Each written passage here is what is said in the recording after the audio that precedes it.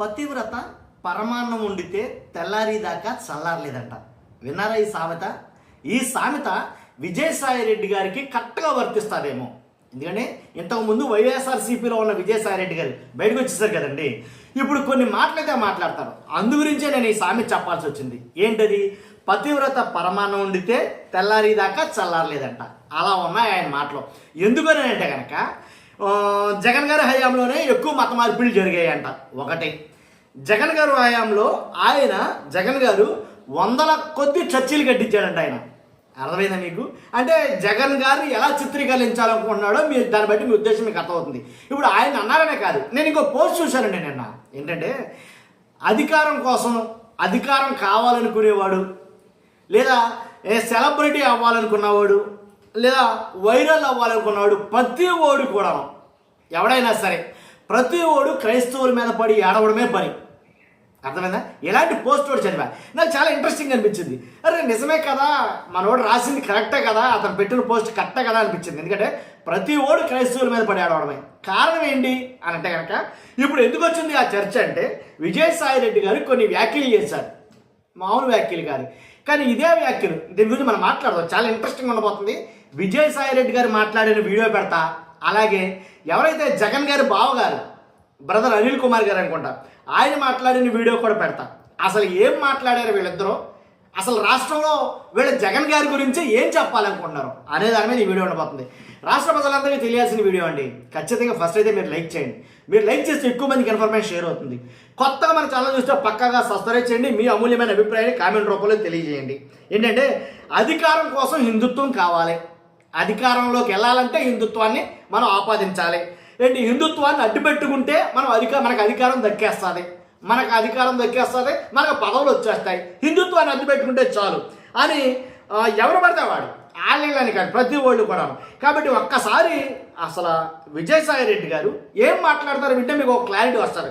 ఒక్కసారి వినండి చెప్తాను. కావాలి మరి ఎప్పుడైనా మళ్ళీ 29లో కాంగ్రెస్ అవసరం రావచ్చు అన్నటువంటి విషయాన్ని దృష్టిలో పెట్టుకుని బాబు గారు ఎటువంటి యాక్షన్కి ముందుకు రావట్లేదు. జగన్ గారి విషయం కూడా అదే. మత మార్పిడులని ఆయన ప్రోత్సహించాడే గాని కొన్ని వందల చర్చిలు కట్టేదానికి ఆయన సహకరించాడే గాని ఆయన ఏ రోజు కూడా హిందూ మతాన్ని ప్రోత్సహించేదానికి ఆయన సహకరించలేదు అన్నటువంటి విషయాన్ని నేను అందుకే ఆయన కూడా మళ్ళీ రేపు ఎలాగూ బీజేపీతో జతకట్టలేడు కాబట్టే రేపు కాంగ్రెస్తో అవసరం వస్తుందేమో, ఎందుకు ఇటువంటి విషయాలను లేవనెత్తడం అని ప్రతిపక్షం కూడా ఈరోజు నోరు విప్పనటువంటి పరిస్థితి. దీన్ని హిందువులందరూ ముక్త కంఠంతో దీన్ని ఎదుర్కోవాలి అని నేను వినవించుకుంటా ఉన్నా. ఇదే మాటలో విజయసాయిరెడ్డి గారు, నేను అందుకే సామెత చెప్పా, ఏంటి పతివ్రత పరమాన్నం తెల్లారిదా చల్లారలేదంట అని. ఎందుకు చెప్పాను ఊరికి చెప్పాల. ఇదే మాటలో విజయసాయిరెడ్డి గారు రాజ్యసభ పదవిలు అంటే జగన్ గారు కూడా ఉండి, జగన్ గారితో పాటు ఉండి, వైఎస్ఆర్సీపీలో ఉండి, ఏంటి 2 సార్లు రాజ్యసభ పదవులు అనుభవించి, ఏంటి ఆయనతో పాటు అనేక పదవులు అనుభవించి, హోదాలు అనుభవించి, అప్పుడు గుర్తుకు రాలేదా జగన్మోహన్ రెడ్డి గారు హిందువులు మత మార్పిడులు ఎక్కువ చేస్తాడని? అప్పుడు పక్కనే ఉన్నారు కదా మీరు, జగన్ గారు పక్కనే ఉన్నారుగా, మరి అప్పుడు అనిపించలేదా మీకు ఏమని? జగన్ గారు మత మార్పిడులు చేస్తున్నారని, జగన్ గారు చర్చలు ఎక్కువ కట్టించేస్తున్నారని. ఎప్పుడు మనం ఏవైతే చెప్తున్నామో కొన్ని సొద్దపొస కబుర్లు అప్పుడు చెప్పుంటే కనుక బా శభాష్ అండి, నిజంగా అసలు హ్యాట్స్ ఆఫ్ జగన్ విజయసాయిరెడ్డి గారు అసలు ఎంత జెన్యూనిటీగా మాట్లాడతారండి. ఆయన జెన్యూన్గా మాట్లాడతారు, ఆయన మాటలకి హ్యాట్స్ ఆఫ్ అని చెప్తున్నండి. నిజంగాను సాయిరెడ్డి గారు నిజంగా చేతులెత్తి 2 చేతులు ఎత్తి దండం పెట్టి మరీ చెప్తున్నాను ఇదే మాట. విజయసాయిరెడ్డి గారు నెంబర్ 1 రా. పార్టీలో ఉంటూ కూడా అదే పార్టీలో ఉండి అదే వాళ్ళు ఇచ్చిన పదవిలో ఉండి ఆ హోదాలో ఉండి కూడా జగన్ గారిని విమర్శిస్తున్నాడు రా. జగన్ గారు చేసి తప్పులు ఉన్నాయంట, జగన్ గారి హయాంలో మత మార్పిడులు జరిగినాయంట అని శభాష్ అందు. కానీ అప్పుడు మనకేం నోరు పెగల్లా, ఎందుకంటే అప్పుడు జరగలా. అంతే కదా, అప్పుడు ఇలాంటివి ఏం జరగలా, మత మార్పులు జరగలా, మత మార్పులకి జగన్ గారు ప్రోత్సహించలా, దాంట్లో ఎలాంటి డౌట్ లేదు. ఏంటి చర్చలు ఎక్కువగా జగన్ గారు చర్చలు కట్టించిన దాఖలాలు కూడా పెద్దగా ఏం లేవు. ఏంటి ఏదైతే మొత్తం సమానత్వం చూసాడు ఆయన మాట్లాడిన మాట ఫస్ట్ నుంచి ఎండ వరకు కులం చూడం, మతం చూడం, పార్టీ చూడం, ఈ 3 చూడకుండా అన్ని సంక్షేమాలు అందరికి అమలు చేస్తాడు, దాంట్లో ఎలాంటి డౌట్ లేదు, మీరు రాసి పెట్టుకోవచ్చు. ఒక్కసారి నిజంగా అలా ప్రోత్సహించేవాడైతే సొంత కుటుంబంలో చిచ్చెందుకు వస్తుంది? అసలు అక్కడే కదా మొదలైంది వాళ్ళ కుటుంబం, వాళ్ళ ఫ్యామిలీలో గొడవ అక్కడే కదా మొదలైంది, జగన్ గారి ఫ్యామిలీలో. చెప్పనా అదేంటో?